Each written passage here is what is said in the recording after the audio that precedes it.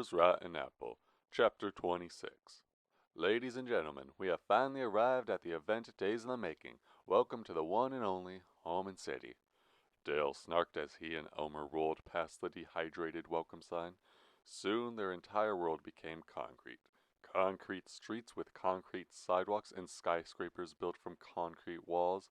The faces of passing pedestrians shared the hue, rigidness, and texture of concrete as well. The world also moved considerably quicker now that Dale and Elmer were inside Almond City. Automobiles of all models raced the streets. Working men buzzed along the sidewalk to their workplaces. Advertisers gambled outside of their designated stores, waving colorful signs guaranteeing quality merchandise inside. It all reminded Dale of a contrived concrete beehive. After merging into the endless parade of vehicles roaming the streets, Dale spoke. Now, all we gotta do is track down them documents, and maybe I'll start sleeping a little easier come nighttime. Will you? Elmer asked. Dale gave no response. Trying to sound as prudent as possible, Elmer explained. Let's face it, Dale, the idea of us forking over them files to the coppers is pretty much long gone. Them coppers think we're the murderers now, and they won't bother listening to any counter-argument. They didn't bother when you robbed that hotel restaurant, even though you really didn't, and I never willingly robbed no banks neither. Well, we didn't have no good evidence to prove our innocence then. Soon we'll get actual physical papers saying there's someone out there who's been calling himself Hobo Crow long before anybody started popping up. We didn't have nothing that strong when we was in court the first time around. Bull crap. First of all, them papers are coming from the basement of some speakeasy, so they aren't even all that trustworthy. Second of all, what about all them crimes we actually did commit in order to get hold of them files? What we ought to do is give up on this stupid daydream of yours. We should just turn this bird around and haul ass out of this city and out of this county and as far away as possible to where nobody knows who we are or how we got there. The two came to a crosswalk. Dale slammed on the brakes fast enough to launch Elmer face first into the dashboard. Listen here, we ain't gonna become outlaws. We're gonna clear our names and live life like normal folks. If giving them documents to the authorities ain't the best solution, then so be it. But we are gonna be clearing our names no matter what. God damn it. If that means we gotta find the killer ourselves and turn him in ourselves, that's exactly what we're gonna do. For the first time, Dale felt complete dominance over Elmer. Elmer waited for Dale to continue speaking. Dale waited for Elmer to speak as well. Their waiting game continued down the entire street's length. 3 blocks later, Elmer mumbled, You really weren't serious about catching the killer ourselves, were you, Dale?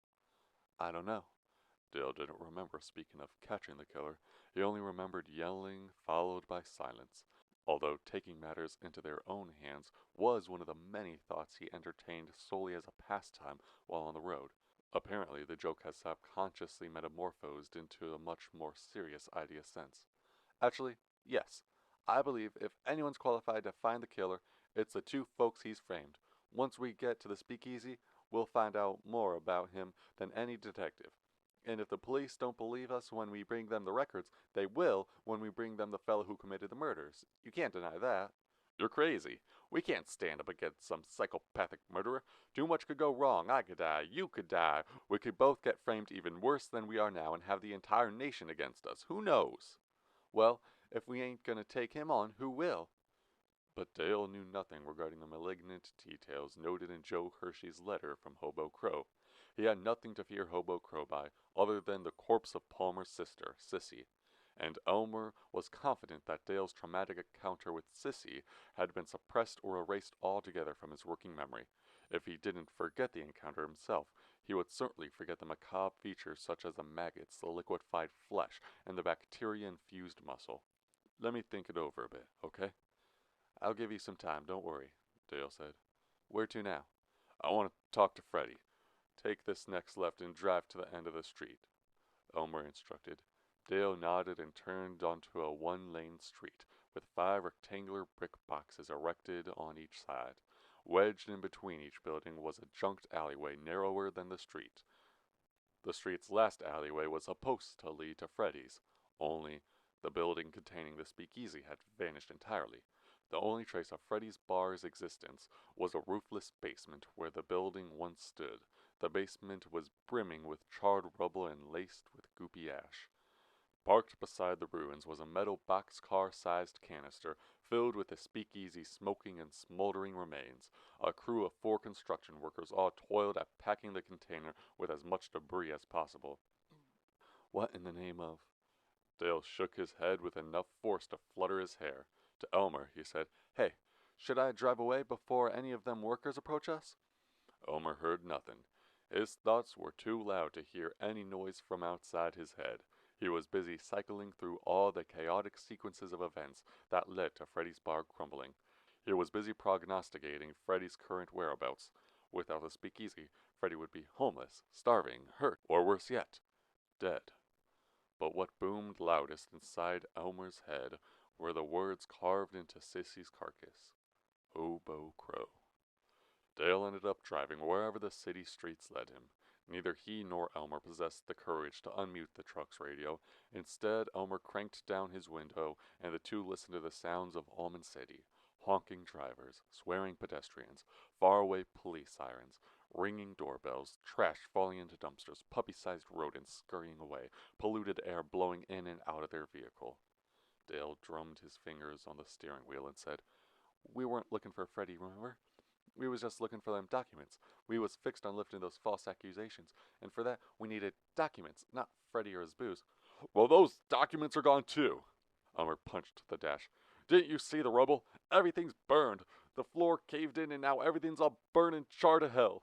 The documents, the poker table, the booze, everything's gone to ashes." He didn't dare to add Freddy's name to the list of losses. If he were to announce Freddy's loss out loud, he'd break down. "And now we can't do nothing about it." Elmer was right, and Dale hated it. The bar was burnt to smithereens, and Freddy was nowhere to be found. A curious feeling swept over the two, one that hadn't been felt since their first night at the Ugly Mug. Both he and Elmer had no idea what to do. Chapter 27. The diner was low-grade, rat-infested, most likely a week away from bankruptcy, and the building's dull architecture blended so perfectly with the rest of Almond City that Dale nearly drove past without so much as slowing for consideration.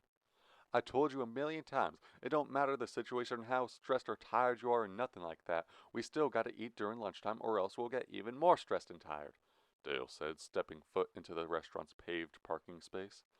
As Dale approached the wire mesh door with an open sign hanging above it, Elmer waddled close behind with arms crossed, pouting, "And I told you a million times that we ought to find a place outside of the city to eat. Maybe another small town joint like that Donna's Diner. There ain't nothing good for us here in the city, nothing but—" Time slowed to the speed of a snail as Elmer laid eyes on the 2 gentlemen camping outside the diner's front doorway. The momentary standstill lasted just long enough for Elmer to analyze the 2 men's physiognomy. The healthier fellow flashed Elmer a protracted hand wave, as if the two shared a history with one another. As for the shorter one, with his violent complexion and swollen blubber-like flesh, he appeared much more disinclined upon coming face to face with Elmer and Dale. Both Dale and Elmer lacked the discernment required to recognize these 2 strangers as threats. The 2 strangers were, after all, Jimmy and Norman from the Ugly Mug. After a long day of ambushing paperboys, Jimmy and Norman decided to stop for a lunch break. Before entering the diner, though, Norman insisted on finishing his cigarette, and Jimmy stuck by in fear of losing Norman to the city's hustle. And now, by sheer coincidence, the 2 Mug guards were face to face with the 2 Mug escapees. Of course, Dale didn't know this. In fact, Dale waved in return to Norman and prepared to say "howdy" to them. Just as his lips parted, however, Norman socked him square in the jaw, bloodying both lips. Dale fell dead. Elmer caught him and chucked him towards the truck. "Get in and drive!" he shouted. Yet Jimmy had reached the truck first and was now blocking the driver's side entrance. Dale tried worming his way past Jimmy. He lunged to the left and right, up and down, but wherever he jumped, Jimmy was already there. Every attempt to surpass Jimmy, including an attempted fake-out, in which Dale moved a mere half-foot to the left, followed by a sharp nosedive to the right, ended in complete failure. Jimmy simply elbowed Dale in the face with enough force to send Dale straggling backwards, away from the truck once more. "Hey, Dale, help me out!" Elmer cried. Elmer and Norman were dancing in circles, each with their fists raised, ready to strike. Dale diverted his attention away from Jimmy to watch the two tussle. He turned just in time to see Norman land the first and final blow on Elmer. Norman might as well have shot Elmer in the forehead with a handgun. Elmer's hairline was broken open, and blood veiled his face entirely.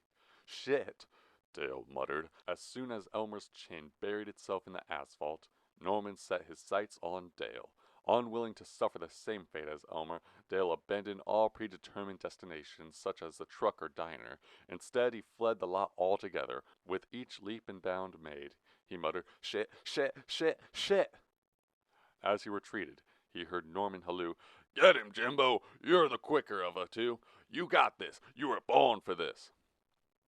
Dale soon discovered that the afternoon streets and sidewalks of Almond City were much too congested for a proper chase to take way.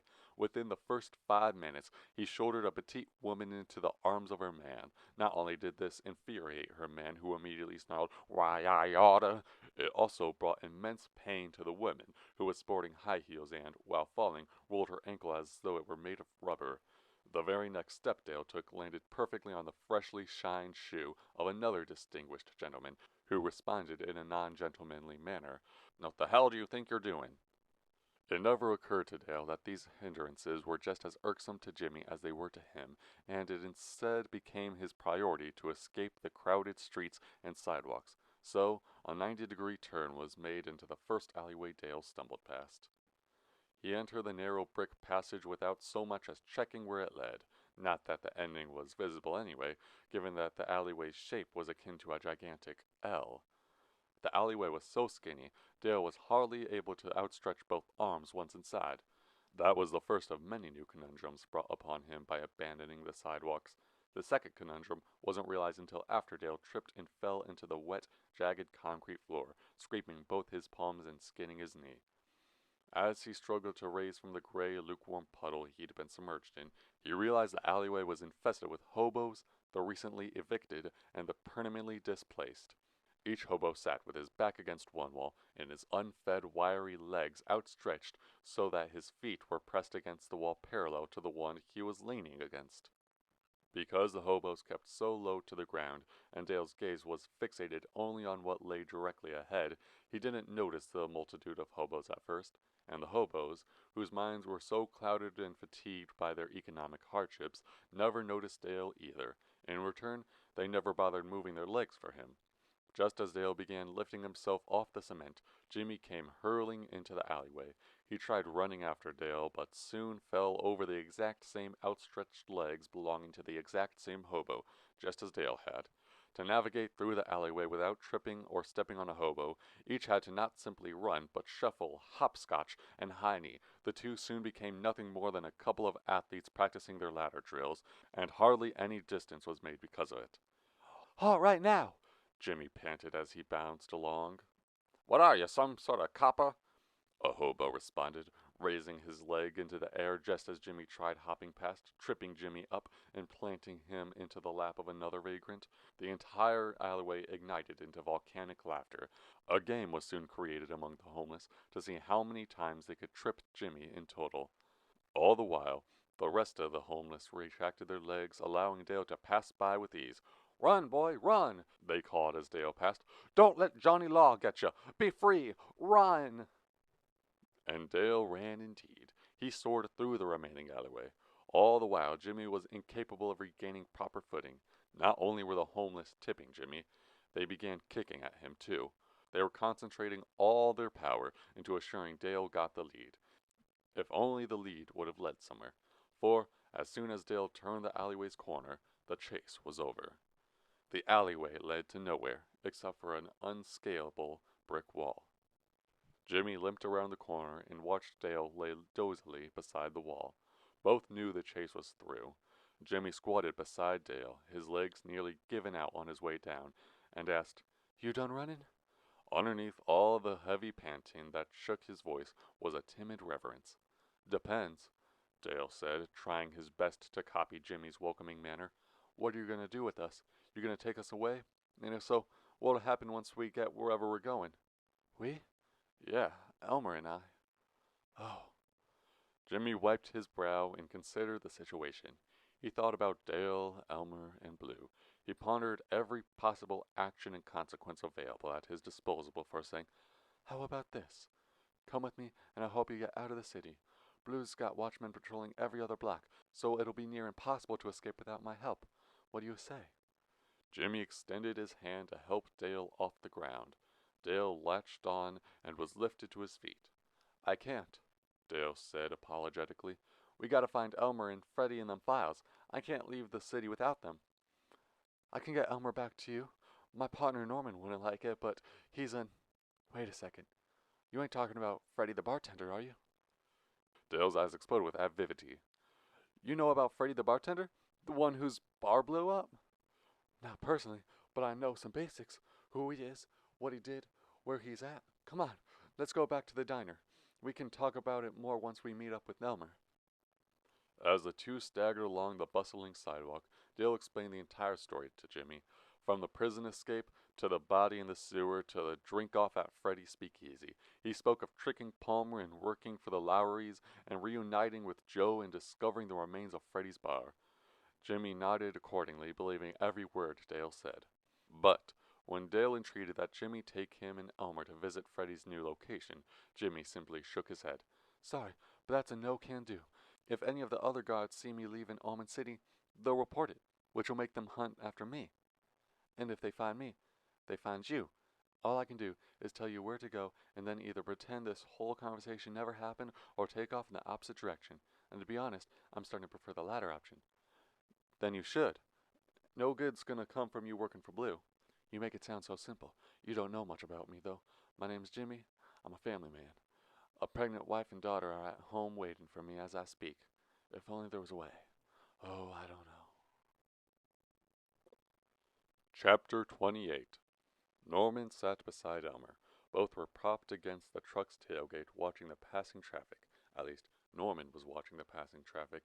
As he did, he tried guessing the make and model of each automobile. He also wanted to keep tally of each passing color, but so far only black vehicles had driven by. "There's a Ford," he said. "I think that's a Model A. I don't know. Never fancied me as an automotive expert. No, I'm more of a horse guy myself. Call me old-fashioned." He looked to Elmer, whose eyes were crusted shut with coagulated blood. "Ge me ya claw," Elmer panted. Relieved in knowing that Elmer hadn't died, and more importantly that he wouldn't be tried with murder, Norman sighed and asked, "What in tarnation did you just say?" "Give me your clothes," Elmer gurgled, grabbing blindly at Norman's field jacket. Norman swatted Elmer's hand with ease and said, "Gee, Blue was right. You really are insane." "Give me your clothes. I'ma do the old switcheroo. Works every time." Having used all his remaining energy in feebly attempting to strip Norman of his field jacket, Elmer nodded back to sleep, leaving Norman to watch the cars alone once more, all while wondering how Jimbo was holding up. 2 minutes later, Elmer reawakened and continued pleading for Norman's clothes. This time, Norman didn't respond. Norman was out colder than Elmer. "I says, give me your clothes." "Elmer, what are you on about?" Dale asked. Elmer peeled the crust from his eyes and saw that he was lying in the seat of Joe's old truck. To his left was Dale with a hand drumming on the steering wheel. To his right, a view of a thirsty golden sheet of land underneath a seeking cherry sun. Benny Goodman swung without static on the radio. "What happened?" he asked. His lips, tongue, and cheeks were all a drought. Moisture would be revived soon enough, however. "That fella back in Almond City who chased us down, he works for the prison, and he's apparently so fed up with Blue being a jerk that he converted and has been on our side the entire time," Dale cheered. "He knocked his partner out and supplied us with some gas, food, water, and a map pointing directly to where Freddy is. See?" He handed Elmer a folded scrap of paper. Elmer unraveled it and saw a map, torn straight from an atlas. Bold red printed letters reading, "Freddy is here," hovered above an arrow pointing to an isolated back road. "I must be needing glasses or needing to wake up, 'cause there ain't no way this map says what I think it says." "No, sir, you've read correctly. We're on our way to Freddy and then to a normal life for the rest of our lives." Elmer sank deeper into his seat and peered out the window, into the sun. "Wow," he said, watching the rows of crop pass by. Things are really starting to look our way for once. He watched the passing farmland and listened to the music.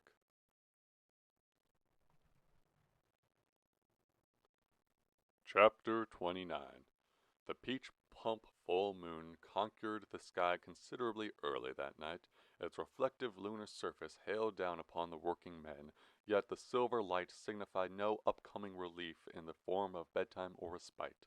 The chain gang continued howling their sorrow songs. They were continuously weighed down by the cast iron chains. By the 10-pound sledgehammers their blistered, scraped, rheumatism-stricken hands were forced to raise and lower day in and day out, and by their own sweat-drenched striped pajamas. Mere minutes ago, Freddy returned from the 14th interrogation. An old, gruff toad of a man would holler about Elmer and Dale for 30 minutes, leave, and be replaced by a younger, nicer gentleman. The gentleman first offered Freddy a cig, followed by a hand to shake. Freddy only ever accepted the roll-up. Once he started smoking, the younger fellow started inquiring about Elmer and Dale. Freddy grew sick of those two names the first night after his arrest. So many people shouted them at him so often that they began resembling wild animal cries rather than names at all. If only he skipped town the night his world blew up and burnt down. Buried in the speakeasy shelter was a hatch known only to himself. The hatch led directly to the Almond City sewer system and existed to provide Freddy a quick escape in case the bar ever got raided. He used that hatch to escape the initial explosion, but instead of fleeing town, he decided to slumber in an alleyway. Now Freddy stood beside some dirt road, sledgehammer in hand. His eyes were empty wells, and his bones creaked worse than unoiled tin whenever he raised the sledge. He was never arrested, tried, or thrown into the mug. Instead, he was kidnapped by a couple of Blues goons and sent to the chain gang, where he labored in between questionings. His laboring stopped for a second, and he stared into the pea field surrounding the dirt road he and his gang toiled upon. He saw the sandy banks of some faraway stream running parallel to his road, yet he saw no water. The stream had cut too deep into the pea field soil for the water to be visible from his standing position. Taking notice of Freddy's tranquility, a horseback guard approached and yelled, "Get back to work, you devil!" He lacerated Freddy's twisted, meaty back with a whip's crack. The horse then trotted away to the next listless prisoner, and another flogging was heard soon after from further up the line. Freddy never saw the guards. He only heard the cracks, felt the burn, and saw the light of their oil lanterns. Another light shined upon Freddy at that moment. His entire body tensed, preparing itself for more floggings. Even his ears tensed in preparation for whatever verbal abuse was coming his way. But instead of any injunction, he heard a buttery whisper, quiet enough to go unnoticed by the watchman. "Hey, buddy, look at me. Look at here, Freddy, it's me." Freddy realized the light wasn't stemming from any lantern, but from the headlight of a truck, and the man riding shotgun in that truck possessed Elmer's voice. Elmer spoke for a second time. "Freddy, please stop beating that rock and look at me. We don't got a lot of time to waste. Come on, goddammit." Freddy wasn't fully persuaded that turning around was in his best interest, but he looked regardless. What he saw convinced him that he was the luckiest man alive. In the parked pickup truck's passenger seat sat Elmer West along with Dale on the driver's side. "Oh, my God," Freddy said, the tears already rolling down his dusty cheeks. "I thought you was dead." "Now, there ain't no reason to think nothing like that. We're all right, I promise you," Elmer said. "Please help me. I can't do this no more. It hurts, and the guards are so ugly to me, and—" Freddy's chin involuntarily jerked itself into a failing motion as he spoke, and the hammer nearly dropped from his hands. "I'm so scared. I just want to go home." "Don't you worry, Freddy. We'll come back to you. Not now, but soon we'll return. I think the guards are onto us, but I promise we'll be back. Trust me. I know what you're going through, and I'm sorry. Sorry for the trouble." Elmer's truck slowly crept forward into the nightly shadows. "No, no, no, please don't leave me here. Come back. Take me with you." Freddy cried and chased after the two. He only made 2 steps before the chains binding him to the other inmates ran out of slack and he hit the gravel. Meanwhile, a taunting silence formed between Elmer and Dale, one that not only begged for dialogue, but challenged for it. It challenged them to confess their sorrow and admit they weren't expecting Freddy to be in such poor conditions. Seeing Freddy subsisting in misery only depressed the two so much that they refused to conversate about it. After calculating the correct words to use in the proper order to arrange them, Elmer spoke. What now? Dale gripped the steering wheel until his knuckles popped. Although it hurt worse than hell to say, he thought of no better answer. I don't know, Elmer. I don't know nothing right around now. What do you say? For now, I think we ought to just find a place to sleep. It's getting dark, and I can tell we're both getting drowsy. How about we pull over and sleep on the roadside? That'll do, Elmer said. Not here, though. I feel too close to that hellish work site. Go a bit further, just a few miles. They drove for another hour before deciding they were far enough away from the chain gang.